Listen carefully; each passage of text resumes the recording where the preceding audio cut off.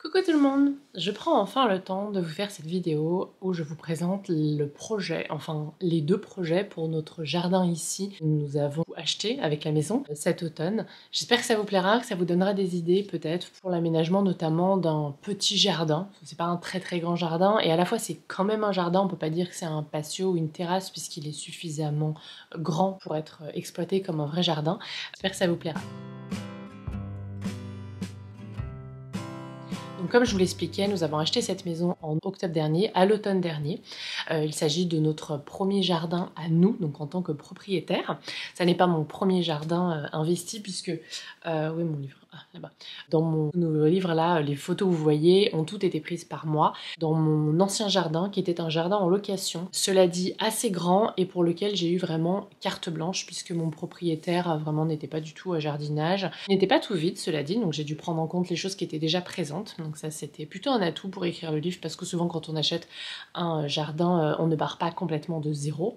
Cela dit, si écrire le livre pour vous aider si vous partez complètement de zéro sur une construction nouvelle par exemple. J'avais carte blanche, ce qui était déjà planté, voilà, c'était pas du tout mon propriétaire qui les avait mis, donc vraiment il se fichait de ce que j'en faisais, à condition de le garder, on va dire, propre quoi, pas envahi de partout. Et le jardin que nous avons aujourd'hui, c'est un jardin vraiment très différent. Donc là on va faire l'état des lieux du jardin là maintenant quand je l'ai acheté. Donc il s'agit d'un jardin tout plat et tout carré, donc ça c'est vraiment ce qui nous a plu dans cette maison, c'est-à-dire qu'on connaissait le lotissement, on savait que les jardins étaient pas très grands, et souvent il y avait des jardins dans ces maisons là, soit étagés, soit en forme de L. Par exemple là je vous mets des images d'une maison que j'ai visitée, qui s'est vendue pas très dans le lotissement.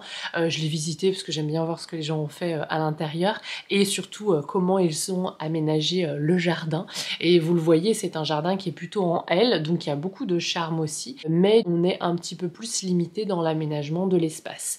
Et c'est vrai que ce qui m'a plu ici dans cette maison, c'est même si j'allais passer d'un grand jardin, mais qui n'était pas le mien en location, à un plus petit jardin, ce que je me souviens d'avoir dit à mon mari, parce qu'il m'a dit est-ce que t'es sûr que ça va te plaire d'avoir un jardin petit comme ça? Je dis en fait c'est un carré parfait qui est tout plat, je peux faire ce que je veux.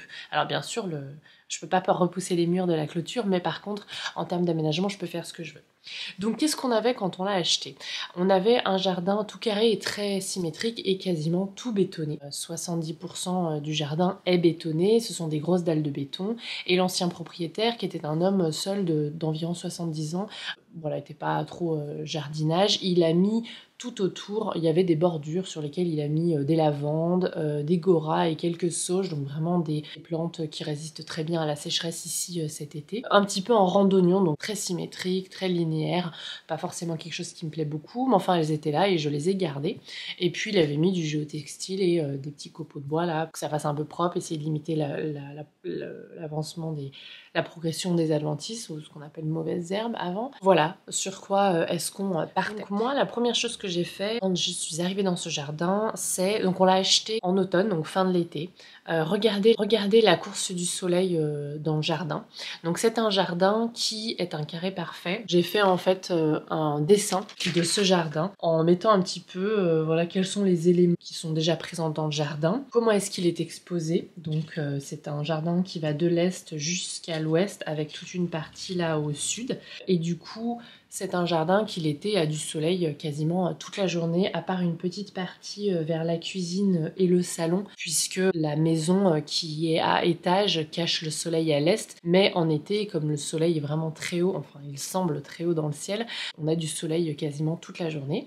Par contre, à l'automne et au printemps, on a une petite partie qui est un petit peu à l'ombre quand le soleil est un petit peu plus incliné, et c'est la partie où j'ai planté en fait mes hydrangées, mes hortensias, et où j'avais placé un petit canapé l'an passé en me disant que c'est une petite partie où il y a un petit peu d'ombre, notamment à certains moments l'après-midi. Là encore pas en plein été, en plein été on est vraiment... il y a du soleil tout le temps. Et du coup je m'étais dit que c'était un petit coin où je pouvais placer un canapé pour avoir un petit peu d'ombre au printemps et à l'automne, puisque en fait juste derrière ce jardin, juste derrière cette grande barrière, ce grand linéaire, il y a une grande ceinture verte qui nous sépare des autres maisons du lotissement. Il y a 3 arbres ici qui sont des feuillus, donc qui n'ont plus de feuilles pendant l'hiver, donc on a beaucoup de lumière à l'intérieur, mais qui se partent de leurs feuilles fin du printemps, et ça nous fait un petit peu d'ombre à la fin du printemps et à l'automne uniquement, parce qu'en été en fait comme je vous dis le soleil est tellement haut que en fait ça passe au-dessus quoi. Donc c'est une petite zone où je me suis dit on pourra s'installer là comme ça à découvert au printemps et à l'automne. On a une autre zone ici là en plein cagnard où j'avais installé notre canapé et notre tapis l'an passé, je n'ai pas bien de choix quoi. Et puis j'avais installé des petits bacs de fleurs sur le coin là-bas qu'on avait récupéré le bois des anciens bacs de fleurs que l'on avait acheté, que l'on avait construit pour notre jardin en location. Donc on a essayé de recycler ça un petit peu, c'est pas parfait mais écoutez ça fonctionne bien et ça nous permet d'avoir un petit peu de zone en plus à cultiver parce qu'on a beaucoup de béton donc on a assez peu de terre pour le moment. On a une zone tout au fond là avec la bordure un petit peu plus large, il y avait 2 énormes rosiers que je voulais déplacer mais finalement je les ai mis en pot cette année, des énormes goras que j'ai déplacés et puis un citronnier qui est placé ici qui est assez productif, qui est encore petit comme arbre mais que l'on veut garder absolument et qui pour le moment est là puisque les arbres et les arbustes ça sera vraiment la dernière chose qu'on va pouvoir faire dans ce jardin bien malgré nous mais parce qu'on n'a pas la place pour le moment avec le béton et que je n'ai pas envie de placer que des arbres aux 4 coins des clôtures, j'ai envie de créer un petit peu un jardin un peu inspiration cottage. Donc un jardin qui est un petit peu plus intriguant, où il y a des zones un petit peu cachées, où lorsqu'on sort sur la terrasse, que ça soit du salon ou bien de la cuisine, on n'est pas cette vue comme ça à 360 degrés où on voit tout, où c'est tout plat. En tout cas moi c'est pas ce que je veux, ça peut être un objectif pour vous, avec une vue voilà, très zen, très sereine, qui n'éveille pas trop les sens, qui est plutôt calme. Mais moi c'est pas ce que je veux, j'ai envie de quelque chose qui m'éveille les sens, j'ai envie de la couleur, j'ai envie que voilà que ça me donne envie d'aller sur le côté, etc. Et à la fois que ça soit un petit peu serein. Et pour ça, on va en parler, le jardin cottage. Il y a quelques petites méthodes qui nous permettent d'avoir quand même quelque chose d'un petit peu structuré dans tout ce fouillis qu'est un petit peu normalement le principe du jardin cottage. On a aussi toute une autre zone ici qui reçoit beaucoup de soleil l'après-midi, du soleil très chaud jusqu'à très tard le soir, où il y a des lavandes que j'ai laissées et j'ai déménagé quelques plantes. Sur cette zone-là, j'ai mis mes pénicétums pour avoir des herbes un petit peu ornementales, des sauges tout au fond de cette bordure pour qu'elles grandissent. En fait, j'ai essayé de faire les plantes les plus grandes au fond et les plantes les plus petites devant, avec des petits couvre-sols. J'ai mis de la népéta et des erigerons dans l'espoir que ça déborde sur ce béton, ça fasse des petits coussins et qu'on voit un petit peu moins le béton, que le végétal gagne un petit peu de la place. Donc ça c'est vraiment le dessin de base en fait, de l'automne dernier quand on a acheté et qu'on a posé mes bacs de fleurs. Dans ces bacs de fleurs j'ai mis quelques vivaces qui étaient des plantes que j'ai récupérées pour les sauver en fait de la location.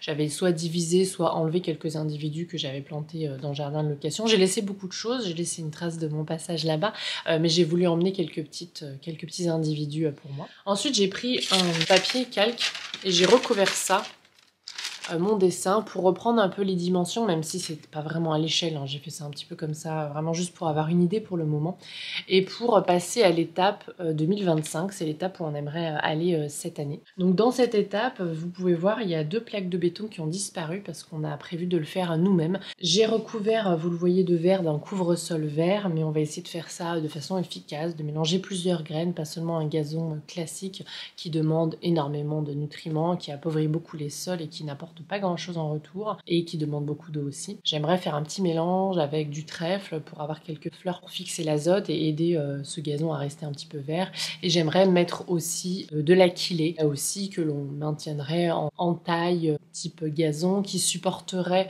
d'être un petit peu piétiné et qui là aussi apporterait un petit peu au sol des éléments intéressants pour pallier à cet appauvrissement des sols des pelouses classiques. Il y a d'autres choix de couvre-sol, vous m'avez beaucoup parlé de la Zosia, France notamment, que ça peut être une bonne alternative. Cette zone, au fur et à mesure, elle va se rétrécir en fait, puisque quand on aura vraiment tout refait le jardin, je vais vous parler du projet à long terme juste après dans cette vidéo, on aura plus de zones vertes, notamment proches de la maison. Donc dans cette configuration-là, j'avais pensé mettre des bacs de fleurs sur le béton, puis finalement je me suis un peu ravisée parce qu'il fait tellement chaud. En fait, ce béton près de la maison, c'est un matériau qui n'est pas isolant, qui renvoie de la chaleur sur la façade. Je me suis dit que ça va être trop compliqué de garder ces bacs humides, le terreau à l'intérieur va sécher trop vite.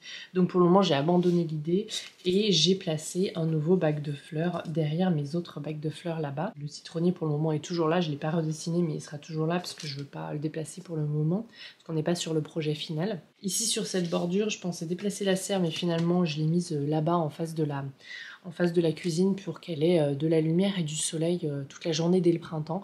Elle en aura beaucoup trop l'été, mais de toute façon ma serre je ne l'utilise pas l'été, je plante tout directement en terre, de place en terre. Cette bordure ici que je vous ai montrée, qui est assez mince pour le moment, parce qu'on n'a pas encore levé les blocs de béton, mais qui va, à mon avis, prendre de l'ampleur pour pas ça soit juste un petit couloir. Je trouve qu'esthétiquement, c'est pas la folie et ça me permet pas de mettre suffisamment de plantes, parce que les plantes qui sont là pour le moment, je vous en ai parlé dans ma vidéo, les 10 erreurs au jardin, sont en train de vraiment se tirer la bourre, quoi. Elles sont trop serrées, elles vont pas pouvoir s'épanouir correctement.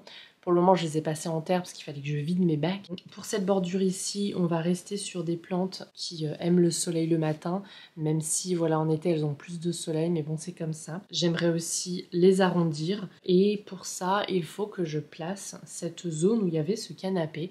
J'aimerais créer une zone en dur, en dallage, peut-être ce qu'on a fait dans l'entrée de la maison. Vous savez, je vous ai montré en vlog, on a créé une zone, passer les poubelles, puisqu'il n'y avait que de la terre et ça devenait de la gadoue quand il pleuvait, avec des dalles et des petits graviers. Peut-être qu'on peut faire ça en resserrant les dalles et en mettant moins de gravier et en collant le tout, parce qu'il existe de la colle pour gravier.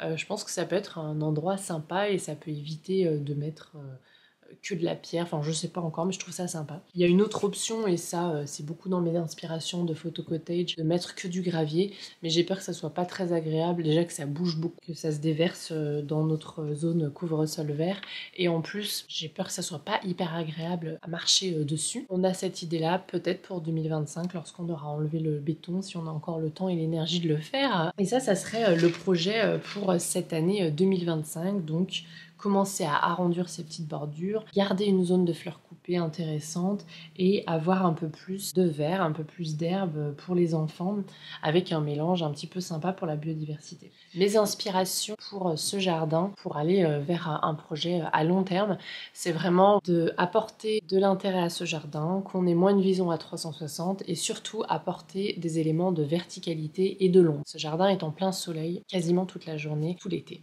Et pour ça, j'aimerais installer dans la zone où je vous ai parlé, cette zone en dur où on pourrait mettre un genre de canapé, un espace un petit peu lounge pour se détendre, j'aimerais installer une pergola peut-être en bois avec voilà, matériaux naturels, et encore la couleur je sais pas encore, comme la clôture derrière est marron. Peut-être que j'ai pas envie de faire marron sur marron, peut-être que je la ferai blanche, je sais pas encore, enfin que je l'achèterai en bois blanc.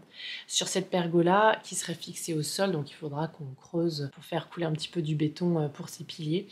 J'aimerais voilà un coin lounge et une zone en fait d'ombre et faire courir par-dessus des plantes grimpantes. Peut-être une clématisse Armandie, donc c'est une clématisse qui n'est pas caduque, qui est en feuillage toute l'année et qui fait des jolies petites fleurs blanches assez tôt dans l'année. Couplée à peut-être une autre clématisse avec des fleurs un peu plus grandes, spectaculaires, qui disparaît l'hiver mais qui à la belle saison est magnifique. Coupler les deux, que la floraison spectaculaire ait lieu en été mais que le reste de l'année ça soit pas tout vide. Peut-être sur un côté, un des 4 piliers, réinvestir mon jasmin qui tient bien la route. J'hésite à faire grimper, donc vous savez, tout au fond de cette bordure, à droite de cette future pergola, je viens d'installer un rosier grimpant. J'hésite à le faire grimper simplement sur la clôture ou carrément d'en faire un beau buisson proche plus tard d'un de ses pieds. Mais c'est vrai qu'avec le passage des enfants entre les piliers, j'hésite un peu puisque c'est un épineux, forcément c'est un rosier. On verra. En tout cas, l'idée c'est vraiment de créer une zone d'ombre avec cette structure qui va venir apporter de la verticalité au jardin et ensuite de placer des grimpantes aux 4 pieds ou aux 3 pieds de cette pergola pour là apporter de l'ombre. J'adorerais mettre une wisteria, une glycine, mais c'est vrai que dans ce jardin, il faut que je pense au long terme. Je vais pas pouvoir mettre énormément de grimpantes, énormément d'arbres ou d'arbustes, ça je vais en parler après, et du coup il va falloir quand même que je réfléchisse bien. Est-ce que j'ai envie d'une glycine qui est spectaculaire mais qui ne fleurit qu'une semaine et demie dans l'année et qui le reste du temps est pas ouf, ou est-ce que je pars plutôt sur une version un peu safe, comme je disais, je parlais d'une clématisse Armandie qui va rester là toute l'année, plaît à quelque chose de spectaculaire l'été, sachant que la glycine prend vite beaucoup d'espace, y compris en termes de racines, et on est quand même assez proche de la maison, du coup je suis toujours un petit peu frileuse avec ça, mais c'est vrai qu'elle est magnifique et ça serait un doux rêve, j'aimerais bien. Mais sinon voilà, faire monter, grimper des rosiers, j'aimerais bien aussi, mais peut-être qu'il faudrait que j'attende que les enfants soient un peu plus grands, je ne sais pas. Dans cette configuration configuration, dans ce projet final, j'aimerais faire disparaître les 2 dernières plaques de béton qui sont proches de la maison, mais j'aimerais une zone en dur ici aussi et j'aimerais bien installer une terrasse en bois. Pas forcément abritée puisque c'est une zone où on a un peu d'ombre le matin, donc on pourrait venir prendre le déjeuner, acheter une belle table à manger extérieure, investir là-dedans dans quelques années, prendre le petit déjeuner là-bas et peut-être le déjeuner lorsque on est au printemps et à l'automne, il y a encore un petit peu d'ombre. Il faudrait créer sur mesure une terrasse en bois. Je sais que c'est beaucoup d'entretien, parfois même en l'entretenant chaque année ça peut pourrir, mais c'est vrai que j'aimerais tenter le coup parce que c'est un matériau déjà que j'aime beaucoup et en plus c'est un isolant, donc tout ce qui est près de la maison j'ai envie que ça isole des températures extrêmes de l'été, donc soit du verre et des plantes, soit du bois si c'est en dur.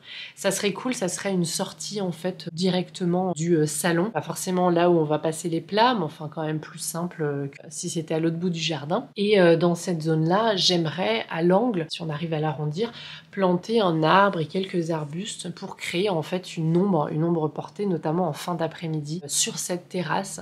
Donc dans le futur, si on garde une terrasse ici, genre jusqu'à là, max, pour avoir une belle zone là, vous voyez là on est le matin, à 11h il y a encore du soleil, au printemps. Dans l'après-midi, c'est en plein soleil, si on a un arbre ici, qui fait une ombre portée là-bas, on gagnera un petit peu d'ombre. Et peut-être un autre arbuste là pour quand dîner le soir, quand le soleil est rasant, tac, un joli petit arbuste, un viburnum ou quelque chose comme ça. Et pour avoir en fait aussi la vue de cet arbre depuis ma cuisine, parce que c'est vrai que depuis ma cuisine j'aime bien voir mon jardin, mais cette vue à 360, je vous ai dit, je la trouve un peu ennuyeuse et du coup ça pourrait créer voilà, cet endroit un petit peu intime. Pareil, lorsqu'on arriverait depuis les côtés, j'aimerais bien mettre quelques petits pas japonais qui pourraient mener à cet espace, du coup cet espace un petit peu clôturé où on ne devine pas tout, on est obligé de s'approcher. Oh, qu'est-ce qui se passe là-bas? Ah bah les enfants sont en train de déjeuner ou petit déjeuner, il y a une petite zone terrasse avec quelques petits pots de fleurs bien sûr, et pourquoi pas créer ici une nouvelle bordure avec des petits arbustes et peut-être passer les pas japonais ailleurs ou enlever les pas japonais, je ne sais pas encore. La zone où il y a la climatisation, lorsqu'on aura enlevé les plaques de béton, j'aimerais créer une bordure tout autour pour faire fondre un petit peu cette climatisation avec peut-être des camélias, peut-être des plantes demi-ombre à voir. J'ai vu ça chez les voisins, alors je vais pas filmer chez eux, mais voilà, ils ont créé autour de ça une petite bordure pour camoufler un peu ce caisson de climatisation qu'ils taillent régulièrement pour ne pas l'étouffer, qu'ils puissent respirer. Je trouve que c'est pas mal et ça peut faire un petit peu oublier ça et créer un nouvel endroit pour mettre des petites plantations et des petites fleurs. C'est toujours le bienvenu pour moi. Dans le dessin que je vous montre, le coin bac à fleurs a pris de l'ampleur et à la fois c'est un petit peu simplifié. Je ne sais pas à l'avenir à quel point je vais continuer à faire pousser mes fleurs coupées une fois que j'aurai tout ce jardin à entretenir bien fleuri, mais j'aimerais bien continuer un petit coin comme ça, quitte à mettre une petite arche à l'entrée, pas disproportionnée. C'est le problème de ces jardins-là, c'est que en fait, on ne peut pas mettre quelque chose de trop grand parce que ça va prendre trop de place dans le jardin et à la fois trop petit, c'est un peu claustrophobe. Du coup, on a envie quand même les dimensions, tout ce qui est recherche des dimensions pour la future pergola, pour une éventuelle petite arche, pour encore apporter de la verticalité, créer un petit coin là-bas aussi sympa, intriguant, dans lequel on a envie de se glisser avec peut-être une grimpante autour de cette petite arche. Ça apporte encore un petit peu d'intérêt, mais tout ça, faut y réfléchir au niveau des dimensions. Faut pas que ça soit trop, sinon on va réduire vraiment ce jardin. Et à la fois, j'ai envie qu'il soit bien rempli. L'esprit du jardin cottage, c'est vraiment un petit jardin dans lequel on a envie d'essayer de faire pousser tout ce qu'on peut le plus possible, d'optimiser l'espace, peut-être d'y mettre à l'époque, voilà, peut-être les Anglais, un potager. Mais vraiment, voilà, on est vraiment dans cet esprit-là. Dans cet esprit-là, je ne sais pas encore si je mettrais beaucoup des petites zones de pas japonais ou des zones pour marcher, parce que je pense que ça peut là devenir un petit peu trop le fouillis, un petit peu trop de choses, un petit peu trop abondant. On verra, parce qu'à la fois, c'est aussi des éléments qui peuvent apporter un petit peu de l'ordre dans l'esprit des jardins un petit peu cottage où il y en a de partout. C'est pour ça que j'aime bien faire pousser mes fleurs coupées, par exemple en bac, c'est parce que au plus fort de la saison, l'été, il y a des fleurs de partout, ça explose, ça a tellement de couleurs. Le fait que ça soit maintenu en bac, ça donne un petit peu une certaine impression d'ordre, même si on fait ce qu'on veut. Mais c'est vrai que pour pas que ça soit trop le gros bazar non plus, que quand les gens, je sais pas, viennent visiter par exemple, ils aient l'impression que j'ai réfléchi à tout ça, que ça soit pas, voilà, que je suis pas en train de faire pousser de partout, qu'on n'arrive pas à déambuler et à bouger. Donc ça c'est... Pour la question des chemins, j'y réfléchis encore. J'ai aussi pas envie que si les enfants jouent au ballon dans l'herbe, ils se fassent mal aux pieds.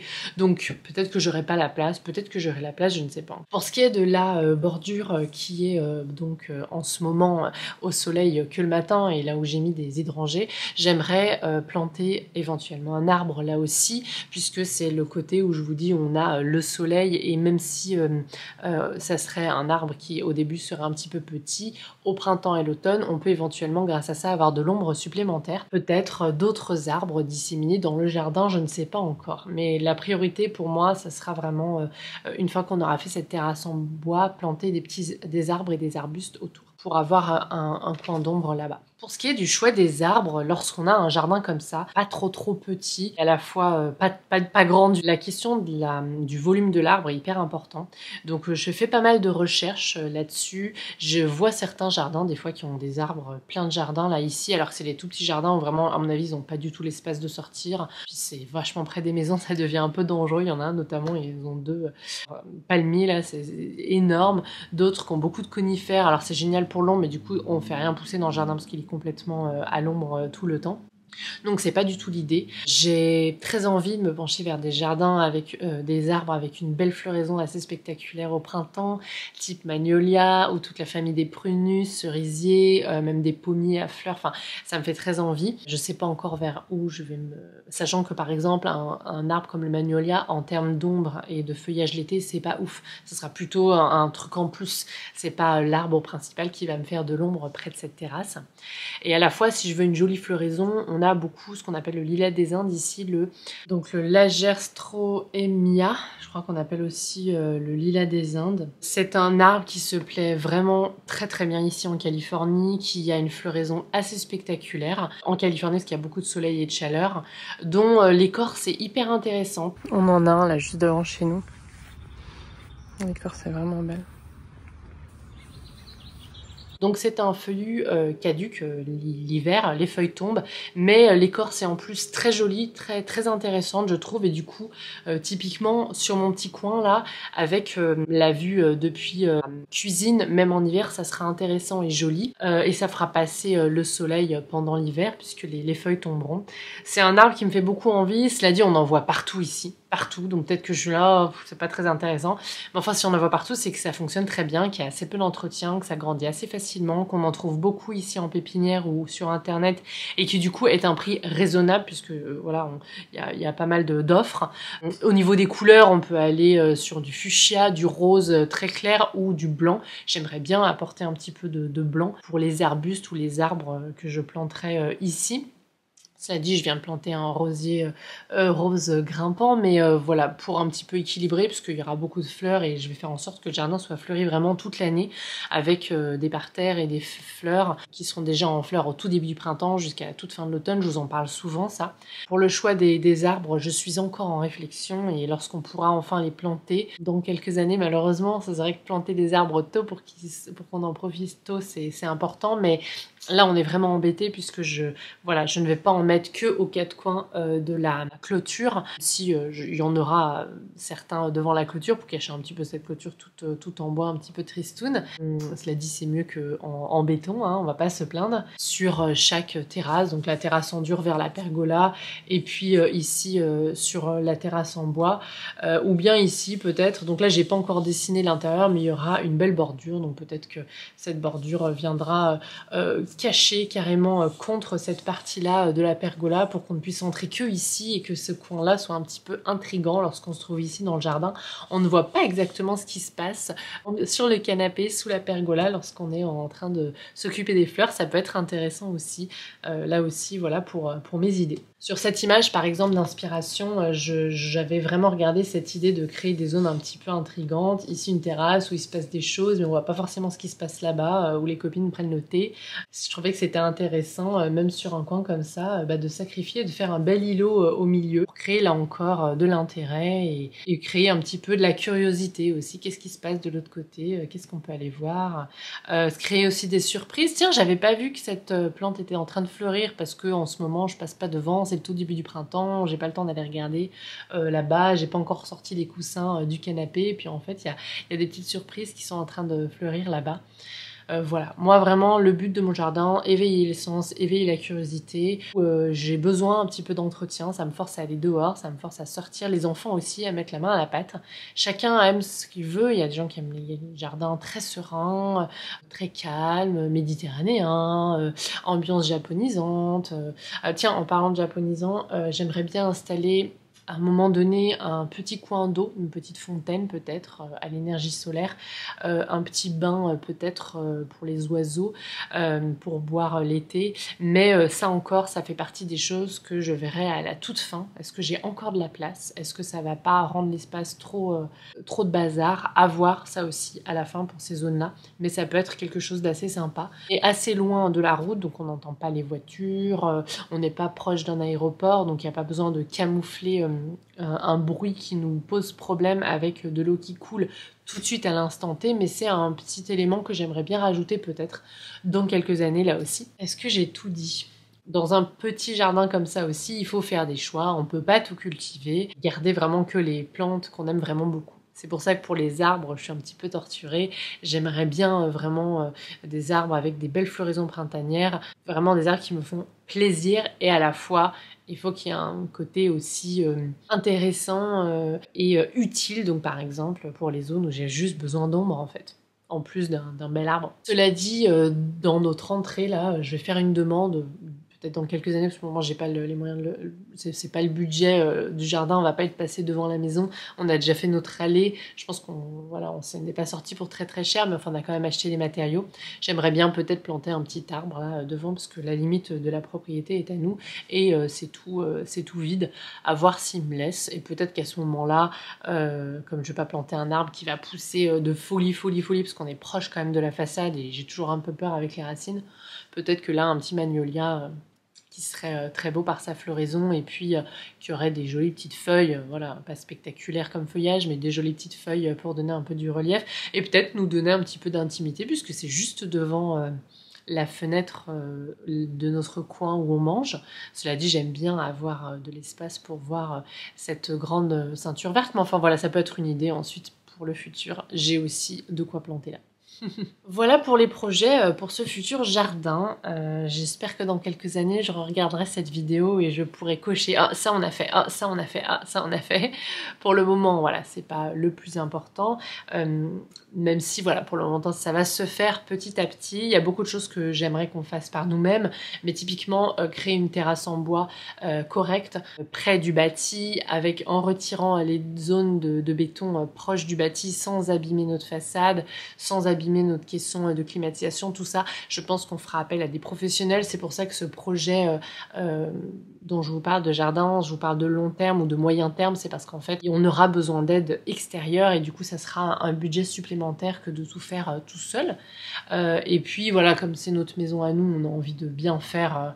voilà, pour certaines choses. Je pense que faire un sol en dur près de la pergola, puis ensuite de percer, voilà, de creuser, de mettre du béton pour les piliers, si on trouve la pergola à la bonne dimension, si on est obligé de la faire sur mesure, on verra, ça sera un autre coup, mais si on la trouve à la bonne dimension et qu'on a juste à l'installer, je pense qu'on peut y arriver. Je pense que c'est faisable, à voir bien sûr, mais pour ce qui est du proche de la maison et du bâti, j'ai envie de faire vraiment quelque chose de bien, notamment pour cette fameuse terrasse en bois que l'on doit entretenir et qui n'est pas non plus complètement facile, avoir des bons matériaux, des choses qui ont été pensées pour ces chaleurs extrêmes et à la fois pour la pluie, parce qu'elle ne sera pas abritée. En tout cas, je ne pense pas qu'on va remettre une autre pergola ou un autre abri là-dessus, peut-être un volet roulant, mon mari en parlait. Voilà, moi j'adorerais une pergola bioclimatique, mais voilà, est-ce que j'ai envie aussi de me cacher un peu avec des nouveaux piliers la vue depuis la cuisine? Je ne sais pas. Et comme c'est une zone où il y a un peu d'ombre le matin et jusqu'à une partie de la matinée et jusqu'à même midi pour le déjeuner au printemps, à l'automne, peut-être qu'on n'a pas besoin. Je ne sais pas.